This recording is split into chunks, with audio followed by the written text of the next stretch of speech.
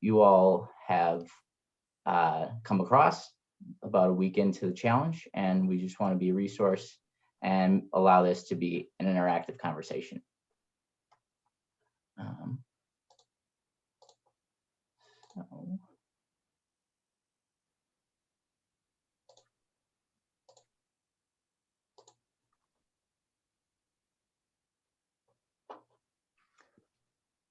Hi, Jaron. I'm on there now. You are, Luke. If you can see me. Yeah.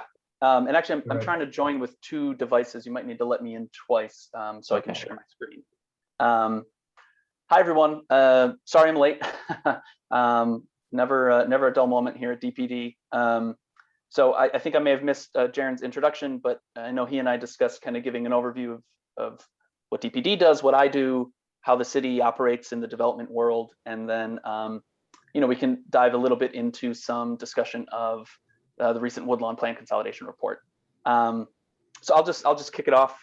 So again, the Department of Planning and Development is, as I think you all know by now, led by Commissioner Maurice Cox, who of course serves at the pleasure of Mayor Lori Lightfoot. And sorry, I'm multi-screening here. So the role of the department is varied. We are comprised of several different bureaus, essentially divisions within the department. So that includes the Bureau of Planning, which is where I sit, where I work. We also have the Bureau of Zoning, the Bureau of Economic Development, the recently renamed and probably misquoted by me Bureau of Citywide Systems Planning, I think is the latest name for that. We're going through a restructuring right now, so apologies for that. And then Bureau Operations. And so just a quick kind of overview of what those elements do. I'll save planning for last, since that really ties into what we're going to be talking about today. But our Bureau of Zoning, of course, establishes and interprets our zoning ordinance and reviews development projects as they come through the door for either relief from zoning, for changes to the zoning of a certain parcel, or the creation of new zoning overlays or zoning tools and things like that. So regulating the land use pattern in Chicago.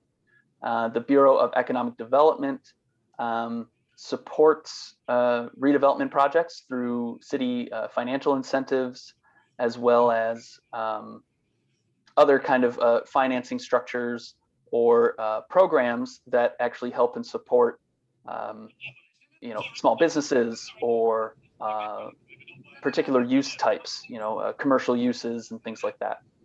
The Bureau of Citywide Systems is really focused on, as the name implies, citywide systems. So that's the team that's currently leading the We Will Chicago plan, which is the new comprehensive plan, Chicago's first in, I believe, over 60 years. That's also the team that handles kind of citywide land sales of city-owned land and our open space and sustainability programs. The Planning Bureau, which, as I mentioned, is the bureau I sit in, is divided into regions. And so the city itself is divided into regions. So the central region, of course, covers the Loop and the surrounding downtown area, near north, near west, near south sides. And then we have a north region, northwest, west, southwest, southeast, which is confusingly named because that sounds like it'd be in the middle of Lake Michigan. But that's really kind of the south side. And then the far south, which sits below that. The regions themselves are structured as teams of groups of planning and economic development professionals. So I sit on the Southeast planning team, which covers Woodlawn. And our team lead, Lisa Washington, is a city planner with 25 plus years of experience here at the city. And then I and 2 other folks sit on that team. My personal background is coming from a design and planning consulting background. So I am a licensed landscape architect, as well as an urban planner and urban designer. And so my background is more on the physical planning and urban design realm. And my colleagues come from either more traditional municipal planning roles or economic development and community development roles. And that kind of setup is similar across our different regions, so that we have a mix of folks. And that's really an innovation of Commissioner Cox when he was brought in by Mayor Lightfoot. It's a pattern he established in Detroit when he was the director of planning there, which is to say a pattern that distributes planning resources and staff across these regions, and takes more of a neighborhood-centric focus than purely focusing on downtown development projects. So that's kind of the ethos we're working with. You may all be familiar with the Invest Southwest program. Actually, apologies, many of you probably aren't if you're not in Chicago. If you're in Chicago, you've seen a lot of press about it. If you're not in Chicago, it is a mayoral initiative launched late 2019 into 2020 that focuses on assembling resources across city departments, not just planning, but CDOT, our Department of Transportation, our Department of Housing, Department of Cultural Affairs and Special Events for public art and cultural initiatives, CTA, which is our transit agency. And so it's the goal of coordinating resources across those departments with a focus on the south and west sides of Chicago, Invest Southwest, which have been historically disinvested. Those are largely communities of color, and over really the past 70 years, they've seen pretty substantial racially motivated disinvestment is the frank way to put it. And this is a program that seeks to address that and readdress that. And so what we're doing in Invest Southwest is focusing on 10 different community areas. That's what we call the official designation for neighborhoods here in Chicago, or community areas. So across 10 different community areas on the south and west sides, there are 12 priority corridors. And those corridors have been identified as corridors that have had historically, thriving commercial or cultural characters that have really kind of fallen by the wayside a bit over the last few decades. And so the major initiative in each of these corridors is to launch requests for proposals for city-owned land. We just on Monday released the winners of the first 3 RFPs on those sites. And so we're very excited to see those 3 projects move forward in Austin, Auburn, Gresham, and Inglewood. I'm the project manager for the Inglewood Invest Southwest initiative. And so we're excited to see that new development move forward. And we're excited to see that happen across these Invest Southwest corridors. And of course, following on closely on the heels of these major redevelopment projects, which in Inglewood, it's a rehabilitation of an old firehouse, as well as additional commercial and community development and the creation of a large central public plaza. In Austin and Auburn Gresham, it's the creation of mixed use, affordable housing development with ground floor retail and other community uses as well. And so following on the heels of those kinds of developments will be additional investment in these corridors, whether that be streetscapes, tactical urbanism, public art, improvements to existing storefronts, funds for small businesses, open space. And so we're runs the gamut of all the different things we can do to address that previous displacement.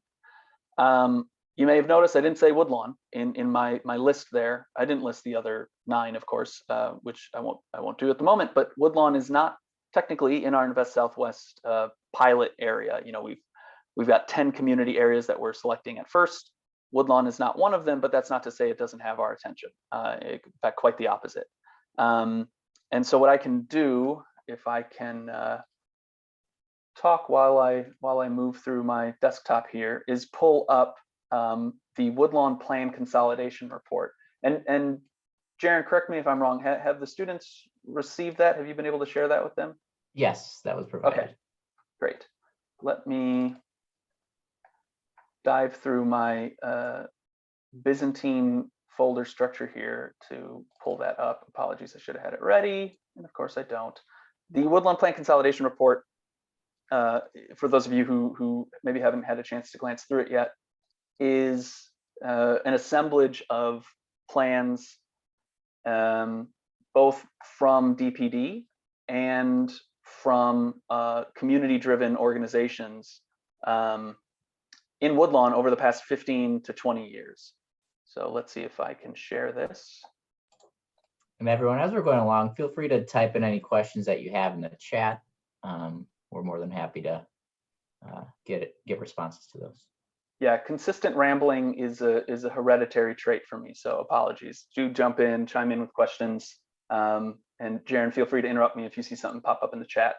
Okay. So I won't bore you with the whole structure of the document, but essentially, let me go find a good page here. Well, you can see Woodlawn in relation to the loop. I'm sure by now most of you are familiar with that. Obviously served by the Green Line, by the Metro Electric, which, don't let the name fool you, it's not electric rail line, but it is the old name of the Metro Electric commuter rail, and as well as just being off of what we call the Dan Ryan, which is the Interstate 90-94 combination. Trying to find a good image here. Yeah, this is a pretty good one. So what this report did, and we are careful to use the right terminology here, this is not a new plan. This is the compilation of past plans, which again were initiated both by the city and by some of our delegate agency partners like LISC Chicago, or the Metropolitan Planning Council, MPC, both nonprofit groups, and community groups who pulled together resources, hired consultant teams, and put forward plans for economic development, for transportation improvements, for housing. And so what this report does is pull together the recommendations from all those plans over the last, I think 2005 is the first plan that was reviewed as part of this. It sees where there's synergies across those and compiles that, as I try to scroll to the right slide here, compiles that into a series of recommendations across three major elements. That's housing, commerce, and the physical realm. And I'll page through here, existing conditions. Again, a lot of good information in here, information about architectural character throughout the different areas of Woodlawn. And then a narrative series of how do we implement these ideas about affordability, about improved commerce, and about public realm connections and improvements to public space. So this is actually not a bad map to stick on here. What you see here highlighted in outlined in black, these are city-owned parcels that are vacant. This does not represent the entirety of vacant land, but these are just the city-owned parcels. Obviously, you see the corridors, major corridors highlighted in pink there. That's 63rd Street running east-west. That is a major south side, historically a major south side commercial corridor, extending not only through Woodlawn, but over into Inglewood, where at 63rd and Halsted, it was really kind of the downtown of the south side. It was the next largest commercial hub between Chicago and St. Louis in the 1950s. With, I think in today's dollars, it peaked at like $1.3 billion of sales in a given year. And so not quite that level of commerce here in Woodlawn, but not too far behind, especially as it connects to what you see as the furthest east of these corridors, which is Stony Island, which actually runs up towards downtown as well. And then Cottage Grove is kind of this middle bisecting corridor, and King Drive is kind of on the far west side. So what the report did in understanding where vacant parcels are is we see those vacant parcels obviously as a concern, but also frankly as an asset at this point, as we think of how to implement the recommendations from this plan. Vacant land is one of the places where we can spur redevelopment. And so again, I encourage you all to take a look at this, to understand what the takeaways are from here, what some of the recommendations are. One of those recommendations, of course, is, well, I shouldn't say one. Multiple of those recommendations are to revitalize 63rd Street as a commercial hub, to create, to really push for Stony Island Avenue to be a great street, especially as we think of its interface along Jackson Park. And again, for those of you that are familiar with Chicago, we have a strong history, not just of our lakefront parks like Grant Park downtown or Lincoln Park on the north side, but even our larger inland parks, Humboldt Park, Garfield Park, of having denser mixed-use development surrounding the park, really treating these major parks as a development asset and a community asset. And so we've kind of gotten away from that a little bit in Woodlawn due to that disinvestment. And so one of the things we're currently looking at ourselves is how do we spur the right kind of redevelopment adjacent to Jackson Park. Yeah, I don't think there's a ton more in here to say other than what we'll be doing in Woodlawn over the next year or so are two major projects. One is it's billed as a form-based code within this plan report. We think we might have a slightly different tweak on that tool, but the point is it's a zoning overlay that would sit atop of, in fact, let me just slide back real quick to the existing zoning map of Woodlawn, and you can see why this is something we're trying to do. I might have slid too far. The existing zoning map shows we've got a ton of different districts, zoning districts, some in very small pockets in, this is land use. Here we go, here's a zoning map. So don't let the color coding fool you, that's not actually that clean. Everything you see in blue is a planned development. That is a zoning tool we use here in Chicago to, in some ways provide flexibility, in some ways provide more specific regulation in a given area. So based on certain development thresholds, a large enough project may automatically trigger becoming a planned development. That requires the creation of a special ordinance just for that development project. It lays out potentially design guidelines within that. It lays out allowable bulk and FAR, and all the stipulations that go through the internal review process that we do to develop that plan development. So sometimes it gives you, a little bit more flexibility than a base zoning might, but it also gives the city an opportunity to, raise expectations on what we want to see in that area. So every single one of those blue districts you see is its own plan development with its own rules. And a lot of that is, especially along 63rd Street, has never actually been developed. It's vacant land, and a lot of it's city owned. And so what we have is this very kind of scattershot zoning that neither provides residents with certainty of what they're going to see from a character standpoint. Woodlawn is, one of the reasons Woodlawn was not an Invest Southwest community area is because we actually see the potential for redevelopment that isn't necessarily as incentivized by city funds as we would need to see in other communities. We've seen significant redevelopment in the area of vacant parcels, and we know with the Obama Center coming, of course, that's going to just continue. And again, for those that may not be quite familiar, although you should be from the kickoff meeting, of course, the Obama Center is coming to Jackson Park, essentially the blue area you see here in the park.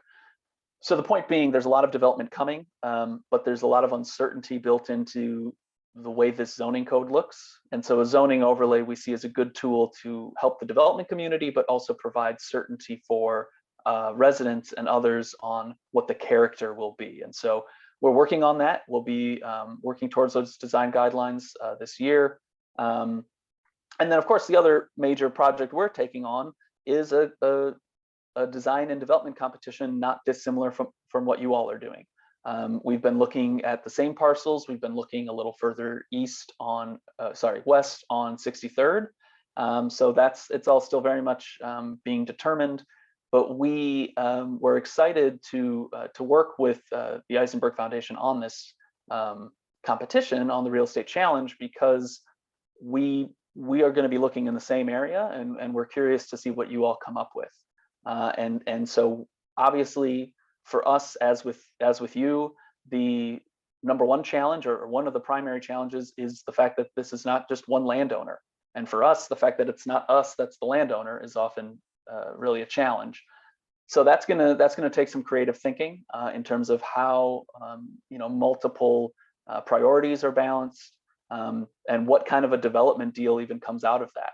And so we're curious to see what you all come up with on that, and we'll be working on it as well.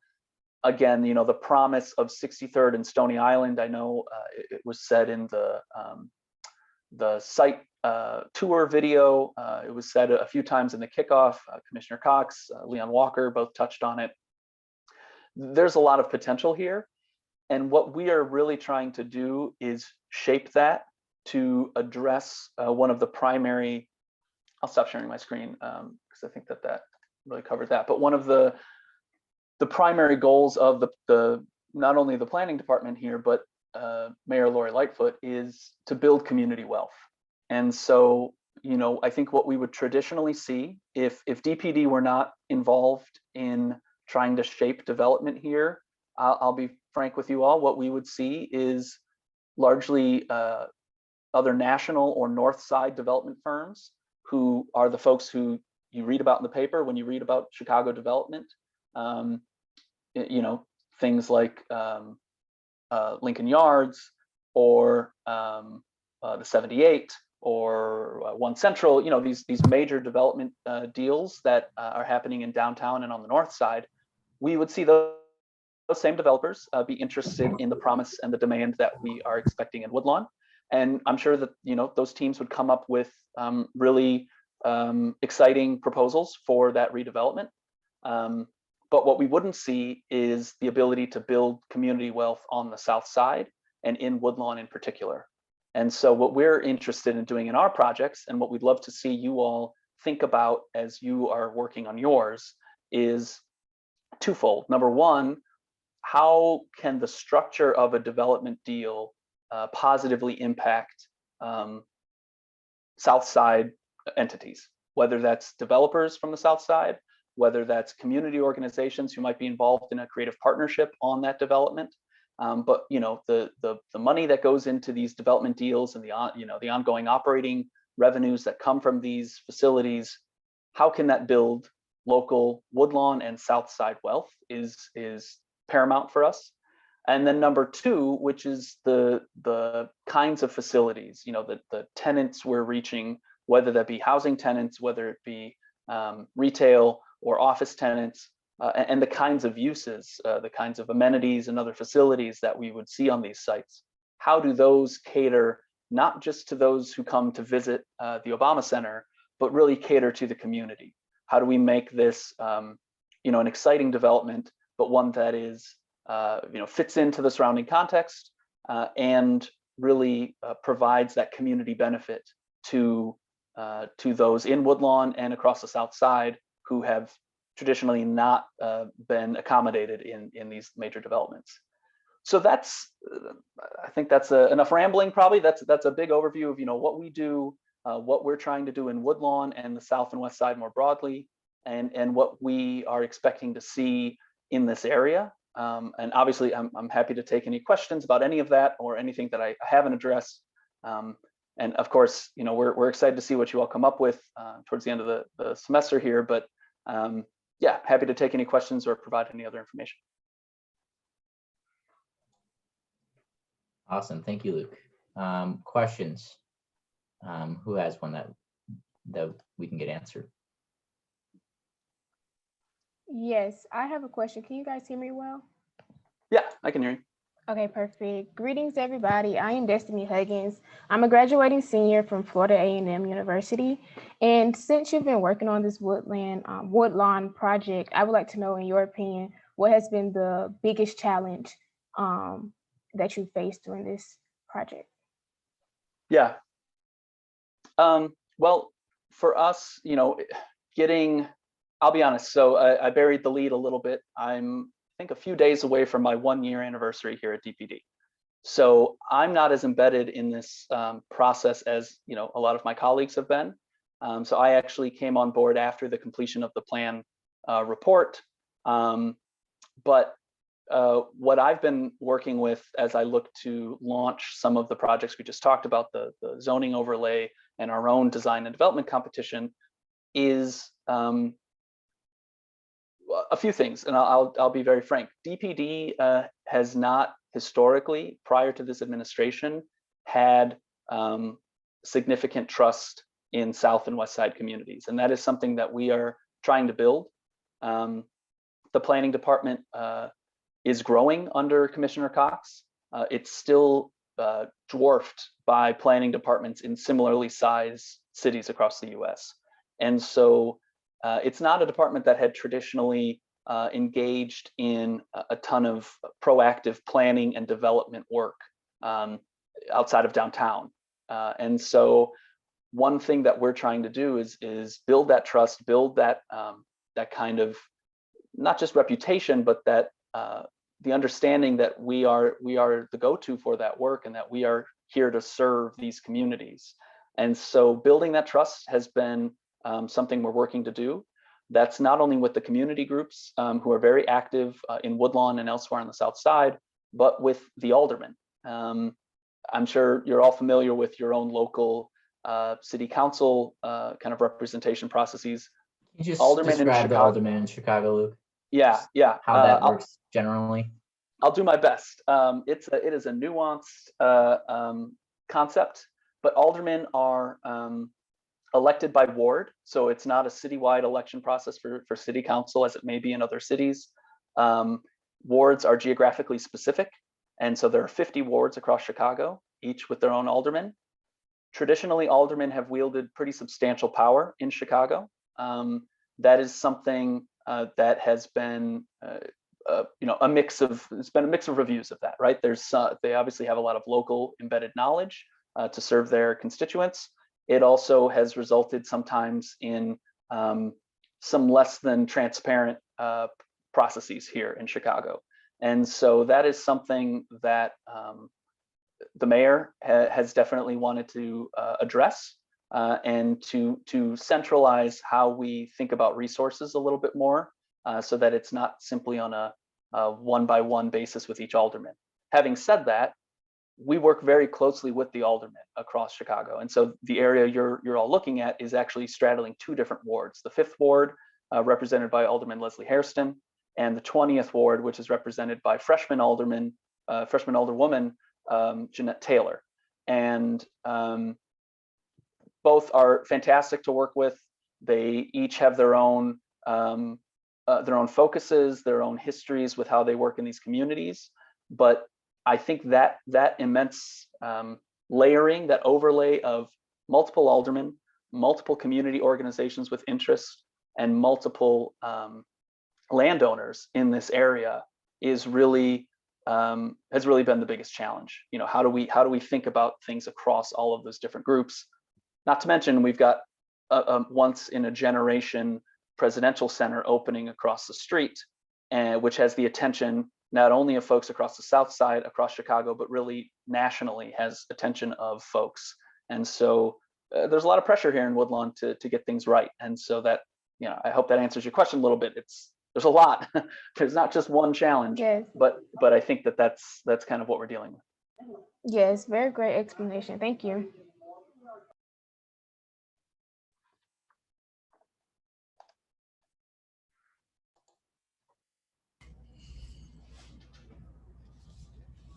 Who else has I have a question. I can.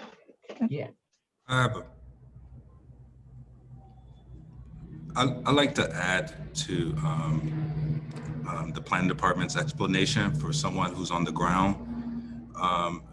One of the biggest challenges is how do you respect the legacy votes, and how do you not displace the people who have been investing in Woodlawn for 20 years, and at the same time allow them to benefit from the value that's going to be created through these processes. And so there's a huge fear of displacement and affordability. And at the same time, I know DPD is very optimistic in the values that this project will bring, but it's something that happens over time. And the cost of building a high rise or cost of building a mixed use project in Woodlawn is the same as it is in the Gold Coast or one of the higher income areas.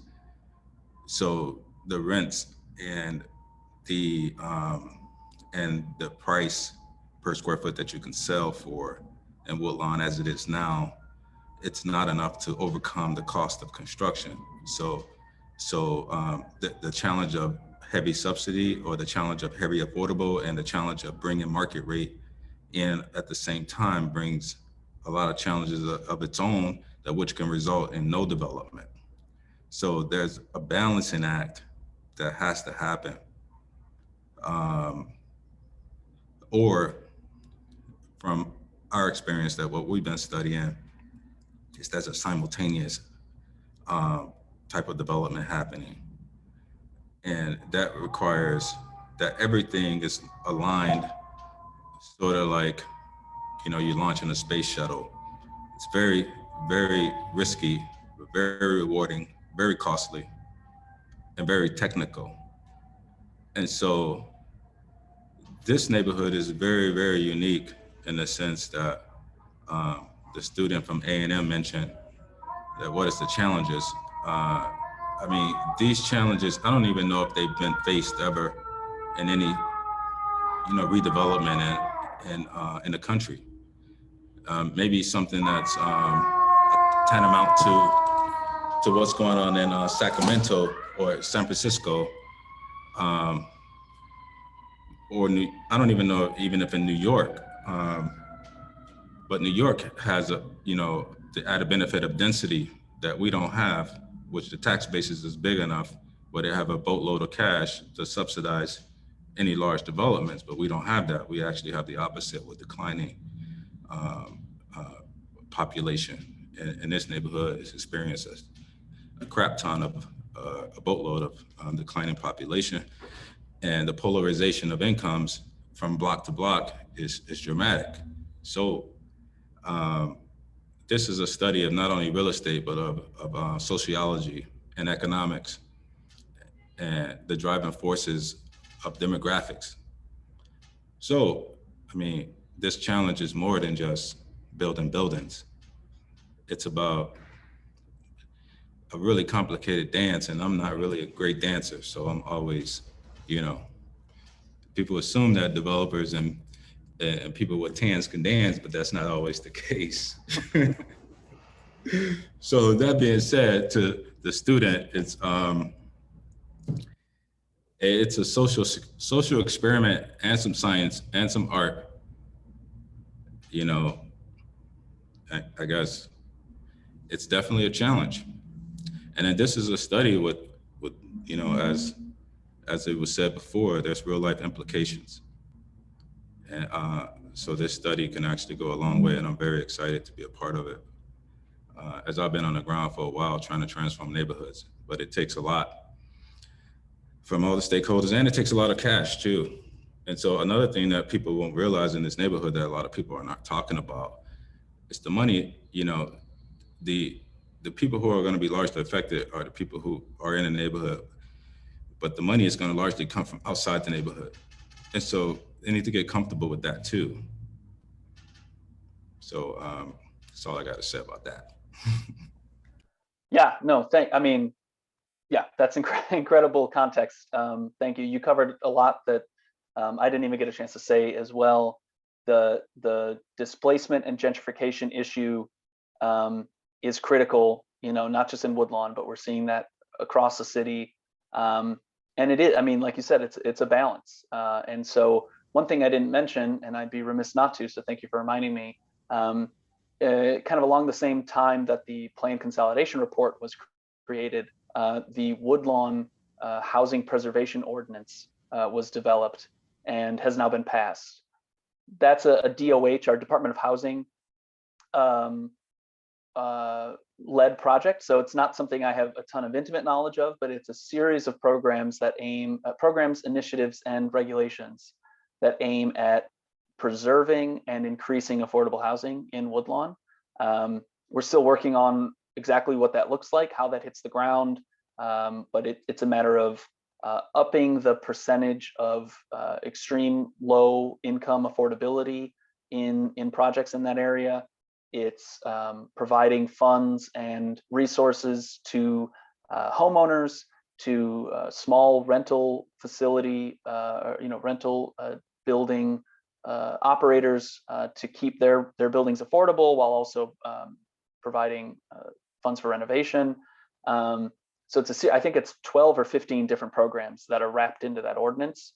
And so that's one way that we're trying to tackle that. I think the other way we do it is by thinking about how we address things like this area, things like the vacancy along 63rd Street and other vacant parcels. But yeah, certainly it's a challenge to balance all of that, because construction costs are what they are, and we can expect a certain amount of affordability, but there will also be a certain amount of market rent, and the market is high.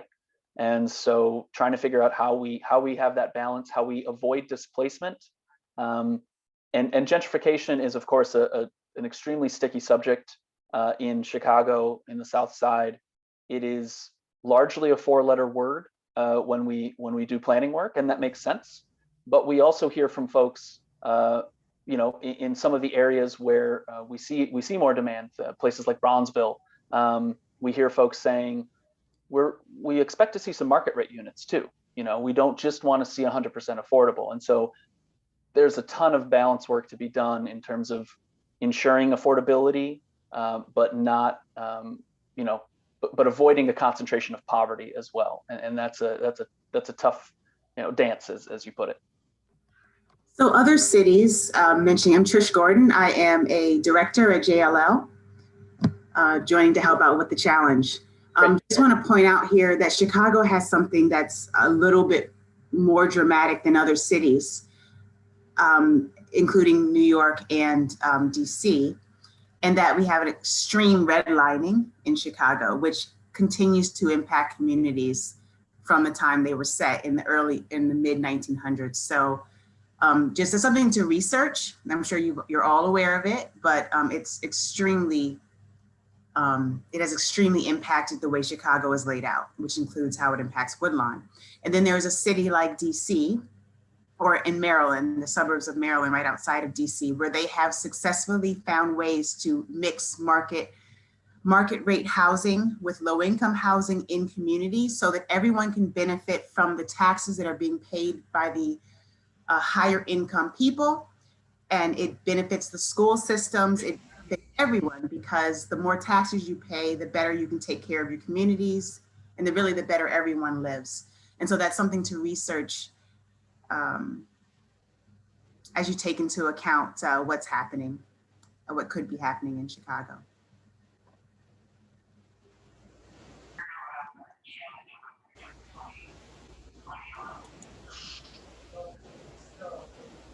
Thanks for that, Trish. It's great context just to study and know the history in Chicago, as well as how that's working in other cities. Dorothy, do I see your hand raised? Yeah, I have a question about one of the other challenges that was mentioned earlier regarding the terminology, is it parcel or the lots of being owned by having different owners? And I was wondering, there's a lot of experts on the call, if they have seen any strategies that were effective in these kind of development projects, or something that seemed like it would be effective, but ultimately didn't kind of overcome that challenge. So essentially, with all these parcels, how do you assemble them with various different owners in a cohesive development? Yeah, as we think about proposals, anything that might help us, just given that we might not have experience with that.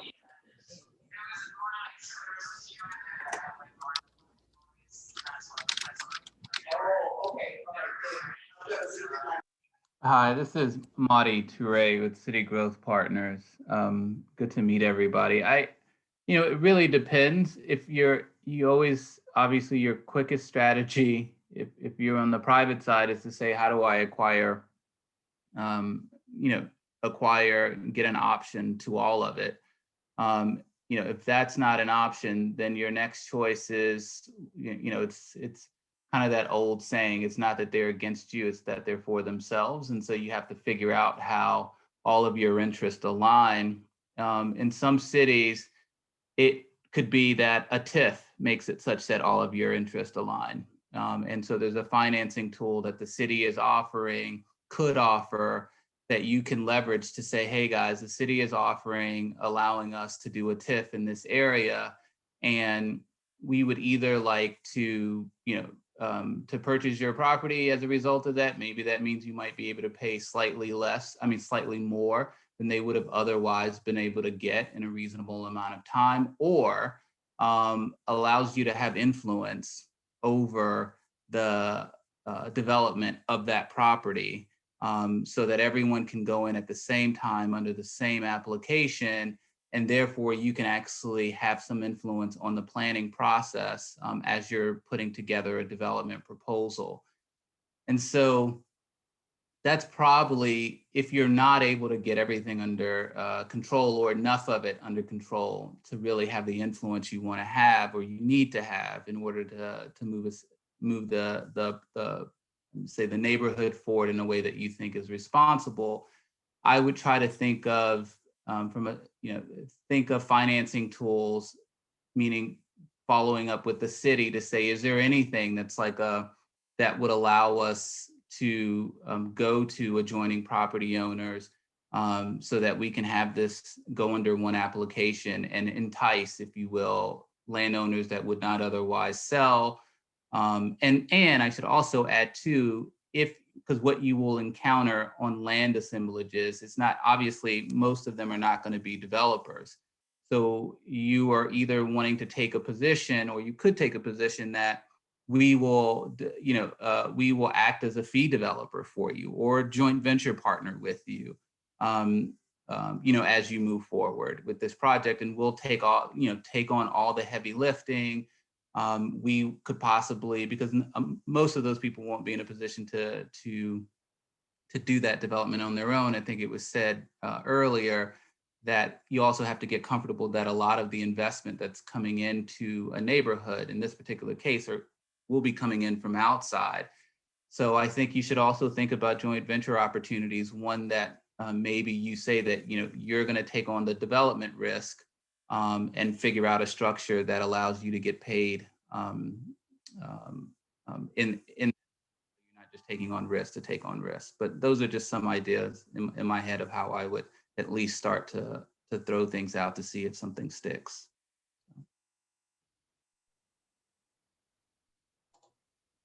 Thanks, Marty. Great explanation. Way to dissect that. Gabe, you got a question? Yes, thank you. If I can find my mouse here, turn my mic on. Hi. So one of the things that was clear in the demographic report is that the largest population cohort is 19 and younger. So for the youth and young adults growing up in the neighborhood today, what are their opportunities? Where do they go after graduating high school? And what are their hopes and dreams for new development? How are the planning processes incorporating or trying to engage with that subset? That makes sense.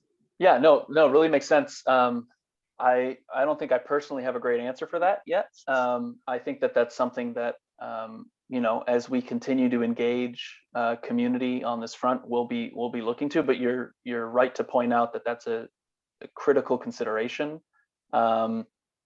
There are there are educational opportunities beyond I think, as you mentioned, kind of post-secondary, but also what does that look like in terms of amenities? What does that look like in terms of other job opportunities? I don't have a great answer for that. It's an incredible question, and one that we need to continue answering. But I encourage your cohort here to consider that as you think about maybe program on this site, what could potentially be a hub for those kinds of uses. Well, I'm just making an opinion, and it may not be very popular opinion, but that cohort of a population should be trained now, or trained 2 years ago, to take advantage of the most profitable part of this project. These potential projects would be construction spending. So the developer, they may make, I don't know, I'm just making up, like a fraction of what the actual spend would be on these projects. Most of the money would go towards labor and material. So this may even be a lost generation of opportunity for that cohort. So I know I've been a part of some conversations with the foundation and other training pools, but those pools, I don't know if they're cranking out enough people to be job ready, skill ready in the next 2-3 years. So we have to look forward. I know there would be some people who would be able to get maybe low skill jobs. Yeah, there would be plenty, but I think this panel should think forward for the next 4 years. So the people who are 25 and up, or maybe start even younger. So that is a very big challenge. And I know it's gonna be a lot of screaming and yelling that the jobs aren't gonna be going to the people in the community because they won't be trained. So if there's anyone on this call that has ideas of thinking forward to not let that happen again, or to think in terms of technology, or, instead of pushing bricks, you're pushing paper or keystrokes or something like that, it's probably worth really diving into. So Bill, something on that, another problem, Chicago heavy, is how do you get into the unions that teach how to operate elevators, which is a high paying job, and some of the other trade organizations, another unionized system that typically like you bring in your friend, right? How can we maybe force that system to be opened up? It's something to talk. I think you're onto something there, because I've been a part of some public work projects where I had control of contracts that I was desperately looking for Black and brown folks to give them to. Very difficult. If they were skilled, and if they were capitalized, and if they were ready to go, that's a challenge. And what I've learned is that in a way, the unions, the way it operates, it's kind of a club, right? And so Exactly. you have to be invited to this club, and in large numbers, the foundation of the club is made up of certain groups of people. And given Chicago's past, that, is kind of protected in that way, because it's a level of competition, and that's also a way for them to keep the wages high. And so if there's a bunch of folks, I think a lot of things in economic terms. I don't look at them as black and white, right? So it's scarcity of resources, the productions of capital, right? The factors of production. And so, and scarcity. So scarcity creates these institutions. And so we believe there's a lot of scarcity, but there isn't. When you educate your population, you create more opportunities. When you provide skills, you create more opportunities. But the way we operate in this tribalism type of system and scarcity type of system, we protect what we believe that is ours. And it's not because of your benefit, it's to my detriment. It's actually should be the opposite. It's for all of our benefit. And that's a challenge that I think that what happens when people are not allowed into the union or not like encouraged to join a unit. There are some, but there's not enough. But if you also think about it, it's not enough of the population. Like people think the Black and brown people make up a huge amount of population, but if you think about it, particularly the Black people, we're not making up that huge amount of population. So when some of us decide to go to this field, that field, and we're not focused on one field, it's kind of scattered. So it's a big issue when you think about it in terms of, the economic forces of it all. But we have to be to able to capture some of that value that's being created. You have to be really, really strategic and laser focused on a group, and that group should have been trained like 3 years ago. Yeah. So now when shit is about to hit the fan, and it's gonna be problems. And they're gonna be, there's gonna be some problems. And sadly, we have to think about other ways of creating wealth and equity within these subsets or these groups of people, because that larger chunk of cash is going to be missed. But there's ways to create other subsets that I'm going to discuss with my team when we start working. I Don't think get all the way, huh?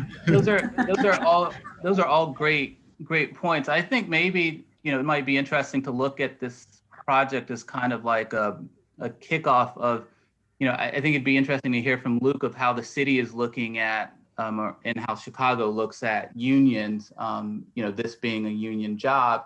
And maybe it's that the project looks at saying like a 1-for-1 if you live in this Woodlawn area or within a certain area, in that if you are qualified, to your point, if you were trained 3 years ago and you come up for a job, with a union and or able to be trained, that you then you get that job. If you are not, and it's kind of back to where you said, where it's like another 3 years, that for every job that someone applies that's said to not be qualified, and so a traditional union employee takes it, that particular contractor, that particular project then has to take on the training entry, if you will, of a new union worker from that neighborhood, and That's a good plan.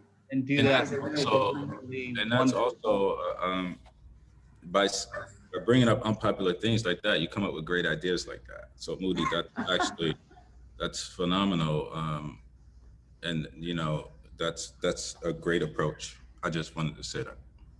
Sorry for interrupting, but No. Yeah, I just think that's interesting. And maybe we do it in a radius. It's like if you live specifically in Woodlawn, you apply, it's 1-for-1. If you're, mile, it's half, you just kind of ratchet it up that way. And I think that would actually start to shift things, and people will catch religion pretty quickly. That's something to look at, because this is one big project, right? But the result of having this project happen is a whole lot of splintered other projects that are going to impact the entire South Side. So this is only the beginning. This is something that is going to draw people from outside of the city, which is going to bring money in, much needed revenue. And therefore, it's going to bring more dollars, which means you're going to keep wanting to do more projects. So the more people we can get trained off of our existing projects, the better we will all fare in the future. And we can stop losing people out of these communities, because they will be able to afford to live there because they're getting the wages that allow them to live in this place.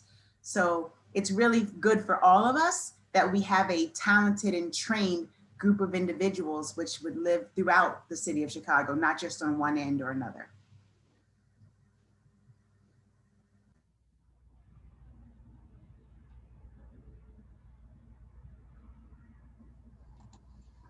Yeah, I just to wrap on that, Madi, thanks for that's an interesting concept. I don't think I can speak to anything in terms of, how we would address the union labor component of that, but I think certainly local hiring is always something that we look for. And so I think what you've laid out would be an interesting thing to think through, and it'd be great for this cohort to think about it as well. But it's something we want to continue looking to address in the work that we're managing.